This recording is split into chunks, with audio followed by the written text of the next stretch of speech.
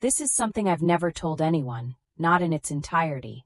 It's a hard story to tell, but it's real, and it happened to me.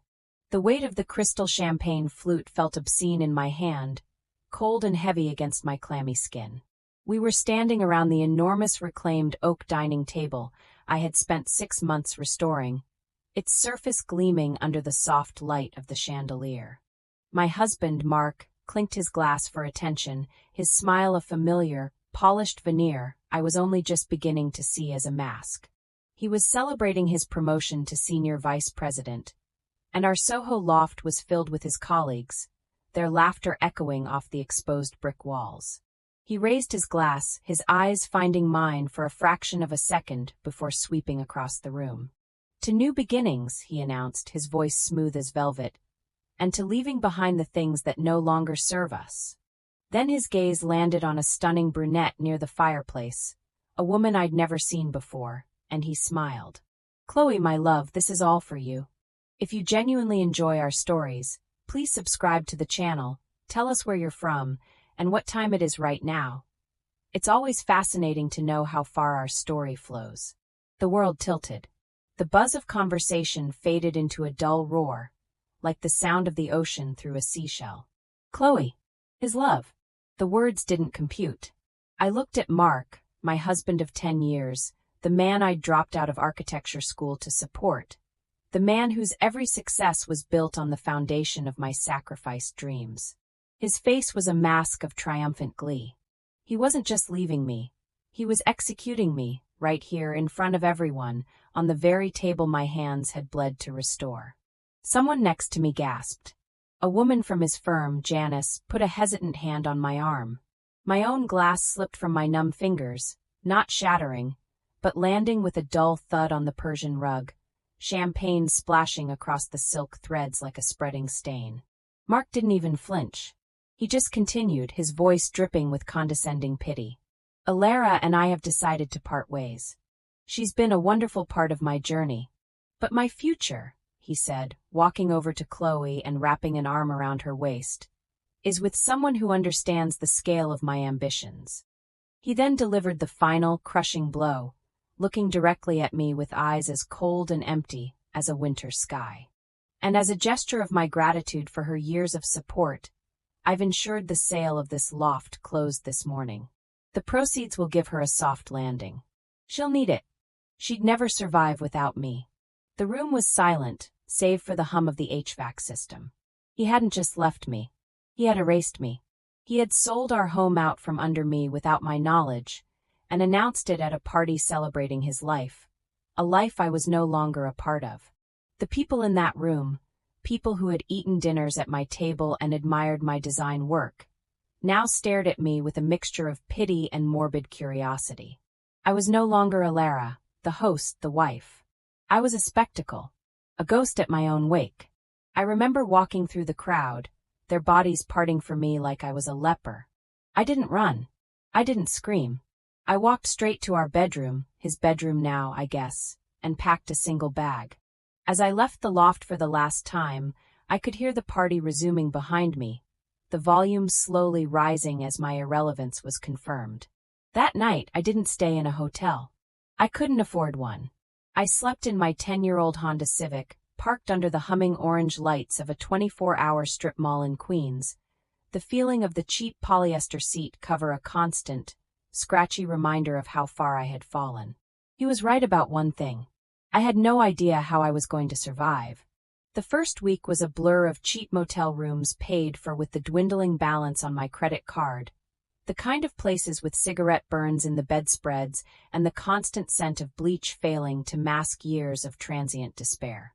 The soft landing Mark had so magnanimously mentioned turned out to be a check for $20,000, delivered by a cold-faced messenger. It was an insult dressed up as charity. Our loft in Soho had been worth over $3 million. My signature was on the original deed, I was sure of it. How had he done it? The answer came during a humiliating meeting with a legal aid lawyer in a cramped office in the Bronx that smelled of stale coffee and desperation. The lawyer, a tired but kind woman named Maria, sifted through the papers Mark's lawyer had forwarded. He had you sign a quitclaim deed 3 years ago, she said, her finger tracing a line on a document. He told you it was a refinancing application to lower your mortgage payments. Your signature is right here. I stared at the looping, familiar script of my own name. I remembered that night. Mark had come home with a thick stack of papers, telling me it was boring bank stuff to get a better interest rate. We were celebrating our anniversary. He'd opened a bottle of Veuve Clicquot. I was happy, trusting. I'd signed where he told me to sign, my mind on the dinner reservations he'd made at Per Se. I had signed away my home, my only major asset, for a glass of champagne and a lie. The rest of the betrayal unspooled with nauseating speed. The joint savings account we'd had for a decade? Drained. He'd been siphoning money out for over a year, moving it into a personal account under his name only. My car, the one I was sleeping in? It was in his name. The credit cards I thought were ours? I was just an authorized user. He was the primary account holder. With a few clicks on his phone, he shut them all off. I found out when my card was declined buying a coffee and a bagel at a deli in Astoria. The cashier's impatient sigh felt like a physical blow. In the space of 2 weeks, I went from being the wife of a successful financier, living in a designer loft, to a woman with less than $15,000 to her name, no home, no car, and a credit score that was about to be nuked from orbit. Mark had performed a financial amputation, severing me from our shared life with surgical precision, leaving me to bleed out. He'd planned it for years. Every smile, every I love you, every shared dream had been a lie, a cover for the meticulous construction of my destruction. His arrogance was breathtaking. He didn't just want to leave me, he wanted to prove his point. He wanted to leave me so broken, so destitute, that my failure would be the ultimate validation of his superiority. My world shrank to the 4 walls of a dingy basement apartment in Bushwick that I found on Craigslist. The rent was a staggering $1,400 a month for a space with a single window that looked out onto a concrete wall and the discarded boots of my upstairs neighbors. The plumbing gurgled at all hours, and the smell of mold was a constant companion. It was here, in this damp, subterranean box, that I truly understood the depth of Mark's cruelty. He and Chloe were flaunting their new life all over Instagram. Pictures of them in my loft, redecorated in a sterile, minimalist style that screamed new money. Photos of them on vacation in St. Bart's, sipping cocktails on a catamaran. A picture of Chloe wearing a diamond necklace I recognized, one Mark had given me for our 5th anniversary. He hadn't even bothered to get his new life new jewelry. He'd just recycled mine. Each post was a carefully curated dagger aimed straight at my heart, designed to remind me of what I'd lost and what I could never be. His captions were filled with hashtags like #levelup, #powercouple, #unstoppable. He was crafting a narrative of his ascent, and I was the unfortunate baggage he'd had to jettison to achieve flight. He was powerful, connected, and rich. Untouchable. I was a broke, 35-year-old woman with a half-finished architecture degree and a decade-long gap in her resume. The world saw his shiny, curated success. No one saw my moldy basement apartment. He had all the power, and I had nothing. For weeks, I did nothing but drown in that reality. I'd scroll through his feed, a masochistic ritual of self-torture, letting the images fuel a toxic cocktail of grief and rage. I was paralyzed by the sheer injustice of it all. He had won. He had utterly, completely destroyed me. The turning point wasn't a dramatic explosion of anger. It was a quiet, almost imperceptible shift.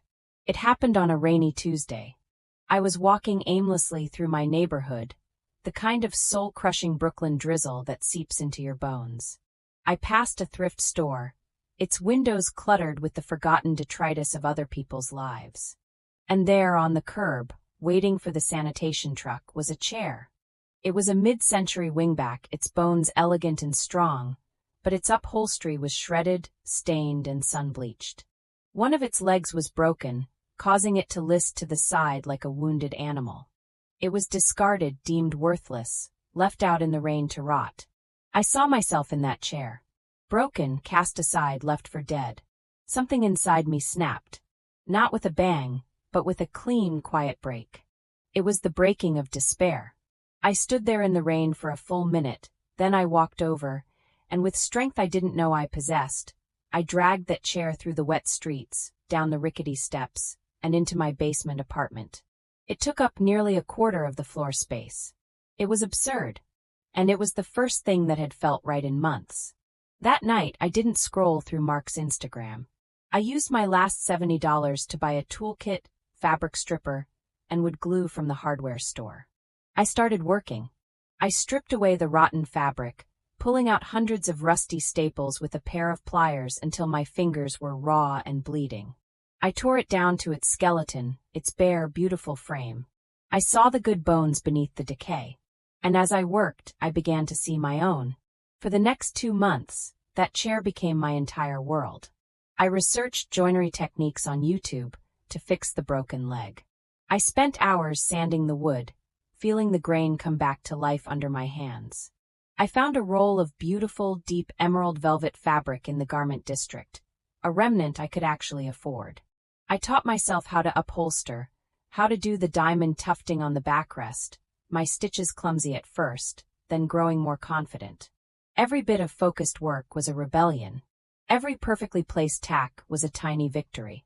I was so engrossed that I barely ate, barely slept. I was fueled by something new, something potent. It wasn't just anger anymore. It was purpose. The day I finished it, I dragged the chair to the one spot in my apartment where the light from the grimy window was halfway decent. It was magnificent. The emerald velvet glowed. The restored wood shone with a deep, warm luster. It wasn't just a piece of furniture. It was a resurrection. It was proof that something broken could be made whole again, and not just whole, but beautiful. Stronger. I took a picture of it with my cheap smartphone. And then, without thinking, I did something that would change everything. I created a new Instagram account. I didn't use my own name. I called it Hearth and Hammer. I posted the picture of the chair. In the caption, I didn't write about Mark or betrayal. I wrote about the chair. I wrote about finding something broken on the side of the road and seeing the potential beneath the pain. I wrote, "They don't make things like they used to. But we can. The bones are always there, waiting for someone to see them. This is my first restoration. I'm calling it the Survivor."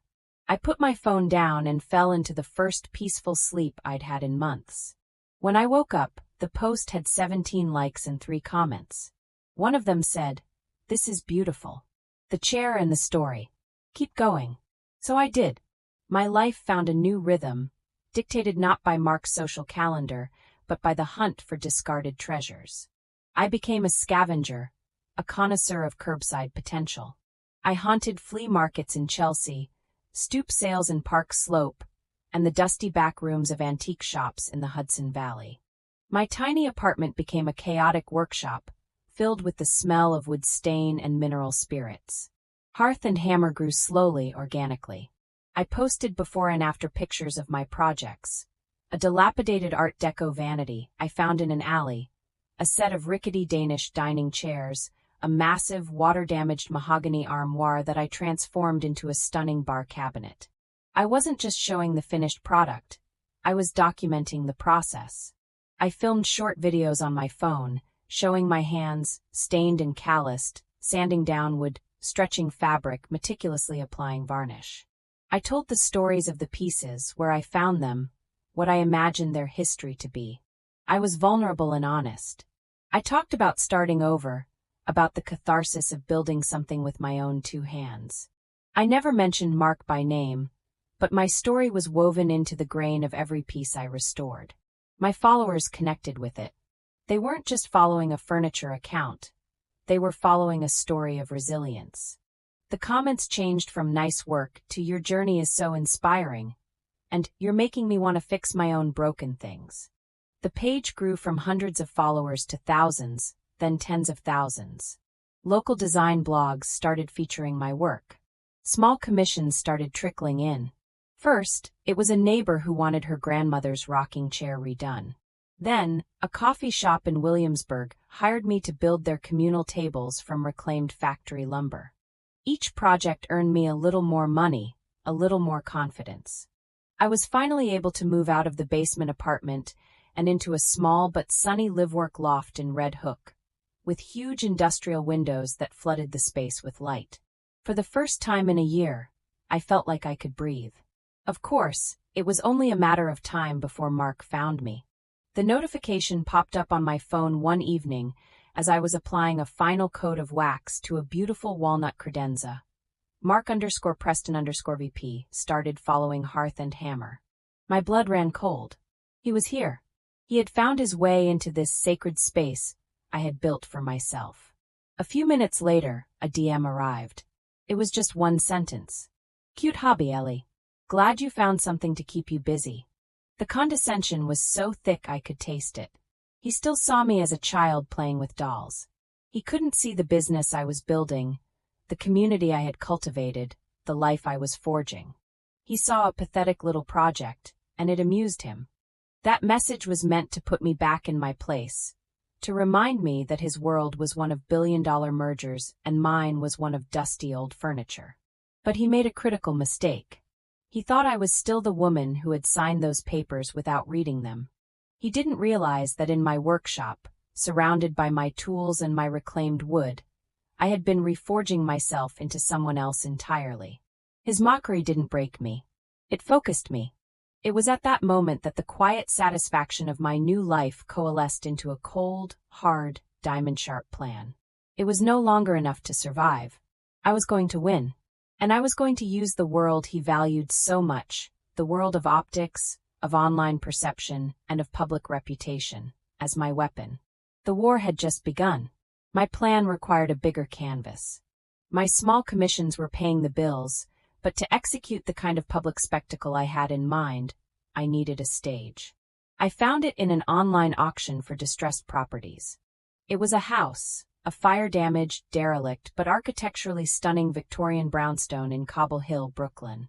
The pictures showed collapsed ceilings, charred walls, and boarded-up windows. It was a complete wreck, a shell. The city had condemned it. To any sane person, it was a money pit, a nightmare. To me, it was perfect. It was the ultimate restoration project. I drained my savings, every penny I had clawed back from the edge of ruin, and took out a high-risk loan from a community development bank that believed in my vision. The day the keys were in my hand, I stood in front of the crumbling facade and felt a terrifying, exhilarating thrill.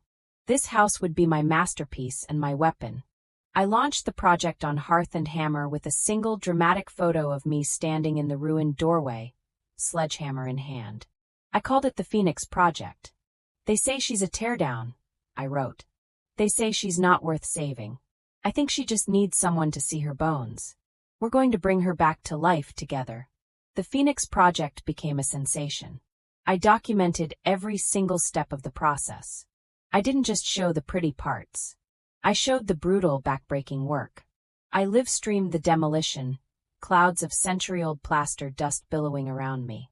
I posted videos of me wrestling with collapsed floor joists, learning how to rewire an entire electrical system, and crying in frustration when a plumbing disaster flooded the newly framed basement. I was raw, unfiltered, and exhausted. And people loved it. My follower count exploded. I went from 50,000 to 100,000, then 500,000. People weren't just watching a home renovation. They were invested in a resurrection story, both mine and the house's. National media outlets started calling.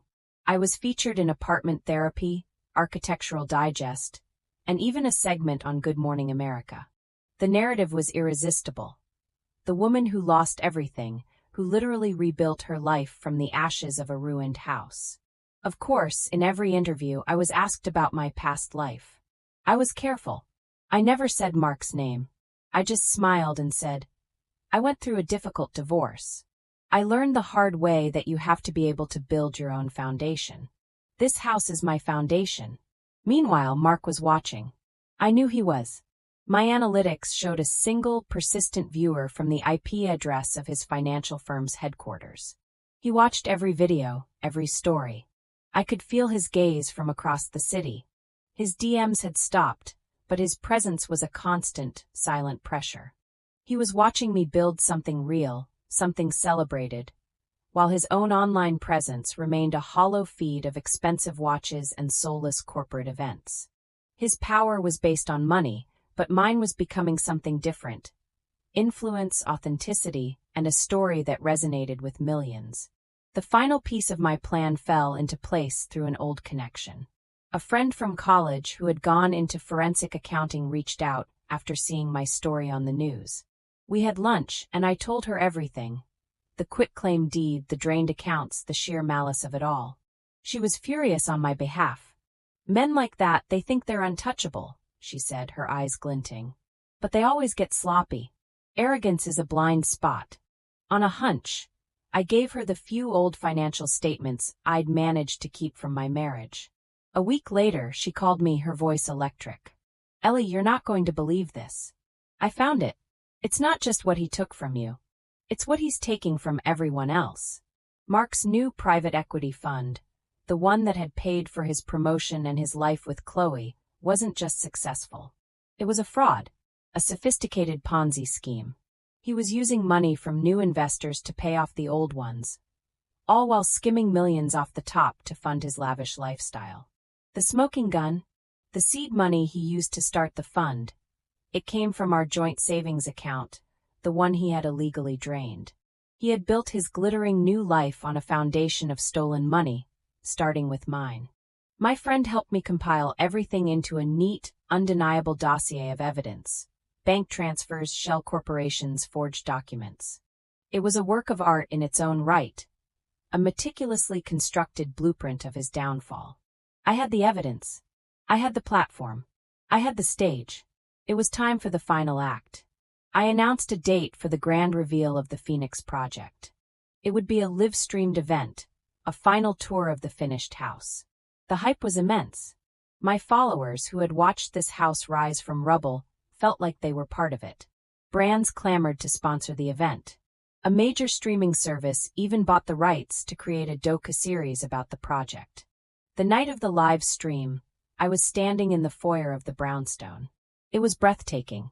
Light from a modern chandelier I had designed myself sparkled on the restored herringbone floors. The scent of fresh paint and lemon oil hung in the air. Every detail, from the custom millwork to the antique brass hardware, was a testament to the work I had done. I wasn't nervous. I was calm, filled with a cold, clear sense of purpose. My producer gave me a countdown in my earpiece. 5, 4, 3. The live feed counter in the corner of my monitor blinked on. 100,000 viewers. Then 200. It kept climbing, a frantic, escalating number. I smiled into the camera. "Welcome home," I said, my voice steady. "Welcome to the Phoenix Project." I started the tour, moving through the house room by room. I showed them the living room, with its restored marble fireplace and the emerald green Survivor chair sitting proudly by the window. I walked them through the custom kitchen, pointing out the countertops made from reclaimed bowling alley lanes. I shared anecdotes and design details, the story of a house reborn. The viewer count climbed past 1 million. In the comments section, a river of praise and heart emojis flowed. I knew Mark was watching. I could picture him perfectly, sitting in my old loft, a glass of expensive scotch in his hand, a smug look on his face as he watched my little hobby reach its cute conclusion. I saved the master study for last. It was my favorite room, with floor-to-ceiling bookshelves I had built myself. I sat down at the large, reclaimed oak desk, a desk I'd built from the salvaged timbers of the fire-damaged roof. "This house has taught me a lot," I began, my tone shifting. "It's taught me about foundations, about how a structure can look beautiful on the outside, but if the foundation is rotten, it's only a matter of time before it all comes crashing down." I paused, letting the words hang in the air. I started this project because my own foundation was destroyed by someone I trusted. He told me I'd never survive without him. He took my home, my money, and my sense of self, and he built his own new, shiny life on the rubble of mine. My eyes were locked on the camera lens. I wasn't speaking to 1 million people anymore. I was speaking to one. He built his success on a lie. And I think it's time everyone saw the real foundation of his empire. On the screen next to me, I brought up the first document. the bank statement showing the massive withdrawal from our joint account. "This is where it began," I said, my voice ringing with cold fury. "With stolen money. My money." Then, one by one, I presented the evidence. I put up the flowcharts my friend had made, tracing the money through shell corporations. I showed the forged signatures. I explained the Ponzi scheme in simple, clear terms that anyone could understand. I wasn't yelling. I wasn't crying. I was a prosecutor delivering her closing argument. The comment section, once filled with hearts, was now an explosion of outrage, shock, and hashtags. Hashtag Justice for Alara, hashtag Mark Preston is a crook. "An hour ago," I said, my voice dropping to an icy whisper, "this entire dossier was delivered to the Securities and Exchange Commission and the U.S. Attorney's Office for the Southern District of New York. The foundation is crumbling." The viewer count was now over 2 million. News tickers started appearing at the bottom of the screen on the monitor my producer was watching. Financier Mark Preston accused of massive fraud in livestream reveal. I stood up. "This house is proof that you can rebuild from the ashes," I said, walking towards the camera. "But some things deserve to burn to the ground." I ended the live stream. The silence in the room was absolute. My phone began to vibrate, an incessant, buzzing earthquake of texts and calls. I ignored it. I walked over to the window of my new study in my new house, in my new life, and looked out at the lights of the city that was finally truly my own. He hadn't just lost his money or his reputation. I had taken his narrative. I had seized control of the story and burned his version to the ground, right in front of the entire world. The aftermath was a media firestorm. Mark was arrested the next day, doing a pathetic perp walk in front of a horde of news cameras, his bespoke suit looking rumpled and cheap under the harsh glare of the strobes. Chloe left him within a week, releasing a statement through her publicist that she was shocked and appalled by his deceit. His assets were frozen. His clients, a who's who of New York's elite, were ruined and rabid. He was facing decades in prison. I cooperated fully with the authorities, but I refused every interview request. I had said everything I needed to say. My work was done.